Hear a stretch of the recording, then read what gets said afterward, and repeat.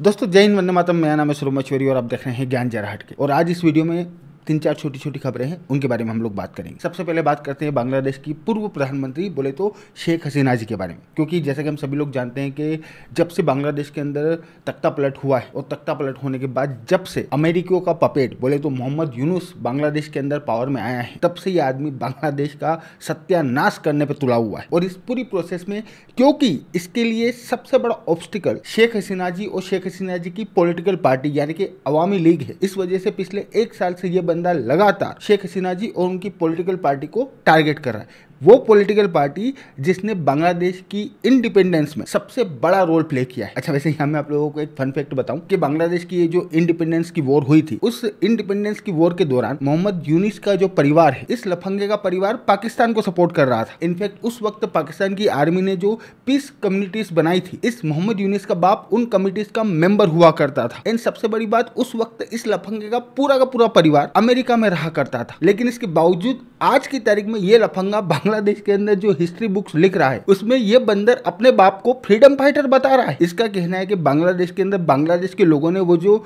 आज़ादी की लड़ाई लड़ी थी, उसमें इसके परिवार ने सबसे महत्वपूर्ण रोल प्ले किया था। सो ये स्थिति चल रही है। खैर, हम लोग बात कर रहे थे शेख हसीना जी के बारे में। अब क्योंकि ये लोग शेख हसीना जी को टारगेट कर रहे हैं, इस वजह से इन लोगों ने शेख हसीना जी की पॉलिटिकल पार्टी यानी कि अवामी लीग के ऊपर ना सिर्फ पूरी तरीके से पाबंदी लगा दी है, बल्कि अब इन लोगों ने शेख हसीना जी के खिलाफ क्रिमिनल केस भी ओपन किया है। ये कहते हुए कि भैया बांग्लादेश के अंदर वो जो सो कॉल्ड स्टूडेंट प्रोटेस्ट हुए थे, उन स्टूडेंट प्रोटेस्ट के दौरान शेख हसीना जी ने बांग्लादेश की अथॉरिटीज को डायरेक्टली इस बात के आदेश दिए थे कि वो लोगों का जाके कत्लेआम करें। और क्योंकि शेख हसीना जी के इस आदेश की वजह से 1500 लोगों की जान गई है और 20,000 के आसपास लोग घायल हुए हैं, इस वजह से शेख हसीना जी के खिलाफ ह्यूमन राइट्स वायलेशन और वॉर क्राइम जैसे मुकदमे चलाए जाएंगे। इतना ही नहीं, शेख हसीना जी के ऊपर जो इल्जाम्स लगाए गए हैं, उसमें करप्शन का इल्जाम भी है। अब ये जो करप्शन का इल्जाम है, अगर मैं यहाँ पे पूरी ईमानदारी से बात करूँ तो करप्शन का इल्जाम 100% सच है। अब शेख हसीना जी ने करप्शन किया या नहीं किया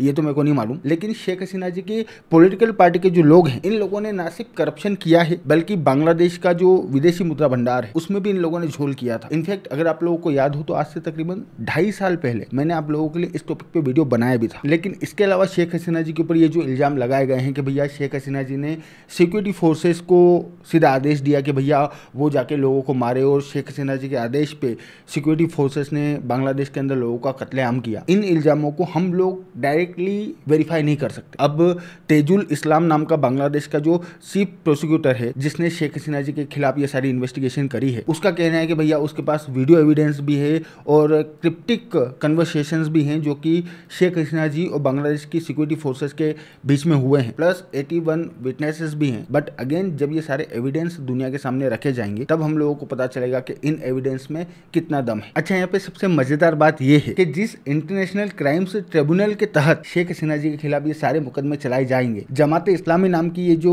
पॉलिटिकल पार्टी है, अब कायदे से तो इसे टेररिस्ट ऑर्गेनाइजेशन कहना चाहिए, लेकिन ठीक है अभी पॉलिटिकल पार्टी कहते हैं, बट ये जो जमात इस्लामी नाम की पॉलिटिकल पार्टी है बांग्लादेश की, इसका ये जो अजरुल इस्लाम नाम का लीडर है, साल 2013 में इसी इंटरनेशनल क्राइम्स ट्रिब्यूनल के तहत चलाए गए मुकदमे के दौरान इस अर्जुल इस्लाम को साल 1971 में वो जो बांग्लादेश की इंडिपेंडेंस की वॉर हुई थी, उस वॉर के दौरान पाकिस्तान को सपोर्ट करने, बांग्लादेश के अंदर पाकिस्तानी आर्मी के बिहाफ पे रेप कैंप्स चलाने और लोगों की हत्या करने के मामले में बांग्लादेश की अदालत ने इसे फांसी की सजा सुनाई थी। और आज अमरीकियों के इस पपेट ने उसी ट्रिब्यूनल का फैसला बदलते हुए ना सिर्फ इसे रिहा करवा दिया, बल्कि इसकी जो जमात इस्लामी नाम की पॉलिटिकल पार्टी है, जिसके ऊपर बांग्लादेश के अंदर प्रतिबंध लगा हुआ था, उसके ऊपर लगे हुए प्रतिबंध को भी हटा दिया, ये कहते हुए कि भैया वो जो पूरा का पूरा मामला था, वो पूरा का पूरा मामला फर्जी था। और अब ये मोहम्मद यूनुस इसी इंटरनेशनल क्राइम्स ट्रिब्यूनल के तहत शेख हसीना जी के खिलाफ ह्यूमन राइट्स वायलेशन का मुकदमा चलाने वाला है। सो इस तरीके का फर्जीवाड़ा चल रहा है। अब यहाँ पे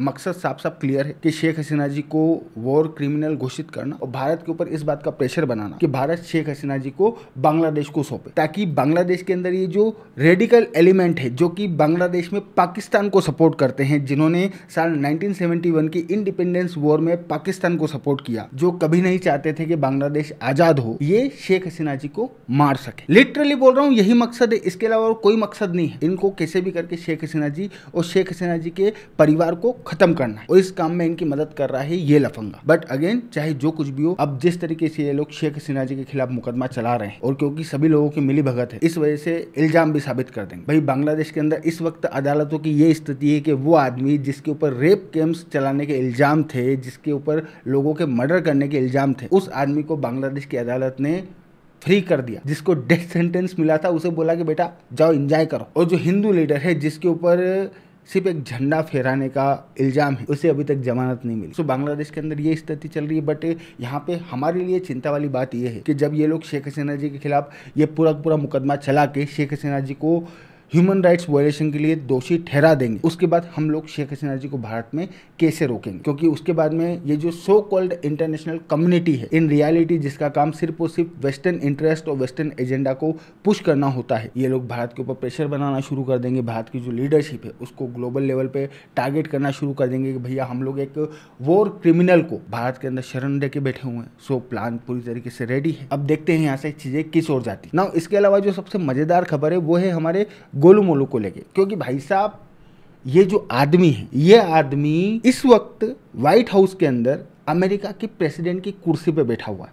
कहाँ पे बैठा हुआ है? व्हाइट हाउस के अंदर अमेरिका की प्रेसिडेंट की कुर्सी पे, जो कि आज की तारीख में दुनिया की सबसे पावरफुल पोजीशन है। बट इस आदमी की जो बातें हैं, मतलब 15-20 साल का जो बच्चा होता है ना, बच्चा, वो भी दिमाग के मामले में हमारे गोलू मोलू से मच बेटर कंडीशन में होता है। क्योंकि पूरे दिन फोकट बातें करने वाले हमारे गोलू मोलू ने अब एक नई फोकट बात करते हुए ये क्लेम किया है कि हमारे ये जो बाइडेन साहब है, बोले तो हमारे ये जो बुढ़ऊ हैं, बुढ़ऊ को एक्चुअली में गोपनीय तरीके से साल 2020 में ही निपटाया जा चुका है। और साल 2020 से लेकर अब तक हम लोग जिस जो बाइडेन को देख रहे थे, जिसके हम लोग बयान सुन रहे थे, जिससे दुनिया के लीडर्स मिल रहे थे, जो पूरी दुनिया में अमेरिका को रिप्रेजेंट कर रहा था, वो एक्चुअली में रोबोट था। जी हाँ। और अगर आपको लग रहा है कि मैं ये कोई मन से बोल रहा हूँ या फिर कोई और गोलू मोलू को बदनाम करने की कोशिश कर रहा है, तो भाई साहब ऐसा नहीं है। गोलू मोलू का ये जो ट्रूथ सोशल नाम का प्लेटफॉर्म है, वहां पे हमारे गोलू मोलू ने स्वयं अपने हाथों से पोस्ट लिखते हुए ये कॉन्स्पिरेसी थ्योरी डाली है, जिसमें हमारे गोलू मोलू क्लेम कर रहे हैं कि जो बाइडेन को 2020 में ही निपटाया जा चुका है, और पिछले 4-5 सालों से जिसके साथ में दुनिया डील कर रही थी, वो एक्चुअली में रोबोट था। इनफैक्ट जिसे अभी कैंसर हुआ है वो भी रोबोट ही है। तो हमारे गोलू मोलू की ये स्थिति। लेकिन इसके बावजूद हमारे देश के अंदर कुछ लोग ऐसे हैं जो कि इस गोलू मोलू के उस सीज फायर वाले क्लेम को सही मानते हुए इंडियन आर्मी और इंडियन गवर्नमेंट से सवाल पूछ रहे हैं। जबकि न्यूयॉर्क टाइम्स, जो कि ये सो कॉल्ड लिबरल्स के लिए भगवान है, खुद न्यूयॉर्क टाइम्स की रिपोर्ट ये बात साफ साफ बोलती है कि अपनी फर्स्ट प्रेसिडेंसी के दौरान डोनाल्ड ट्रंप ने जितने भी क्लेम किए थे, उसमें से 30,000 क्लेम, क्या नंबर है? 30,000 का नंबर है। 30,000 क्लेम पूरी तरीके से मिसलीडिंग थे। ये हमारे गोलू मोलू की स्थिति में भी पॉसिबल, क्योंकि बेचारे से रशिया यूक्रेन वॉर नहीं रुक पा रही है। न पुतिन इसको इज्जत दे रहा, न जेलेंस्की इसको इज्जत दे रहा, न यूरोप में इसको इज्जत मिल रही है, न चाइना वाले इज्जत कर रहे हैं, न भारत वाले इज्जत दे रहे हैं। तो मैं भी पॉसिबल बेचारा बोरा गया है और अब इस टाइप की बातें कर रहा है कि जो बाइडेन रोबोट है। असल जो बाइडेन को तो 2020 में ही मार दिया गया। सो ये न्यूज़ है। बट वीडियो खत्म करने से पहले आप लोगों को यहाँ पे ये बात एक बार फिर से बता दूं कि शेख हसीना जी वाला ये जो मामला है, आप ये मान के चलो इसको लेके कलेश खड़ा होना तय है। और अगर भारत और अमेरिका के बीच में फ्रेंडली नोट पे जल्दी से जल्दी ट्रेड डील नहीं होती है तो केस बहुत तगड़ी उलझ जाएगी, हमारी भी और शेख हसीना जी की भी। बट अगेन आगे क्या होगा ये तो ऑब्वियस सी बात है, आने वाला वक्त बताएगा। बाकी तो मैं हूँ आपका दोस्त सौरभ और आप देख रहे थे ज्ञान जराट के। Thank you for watching. I really appreciate your time.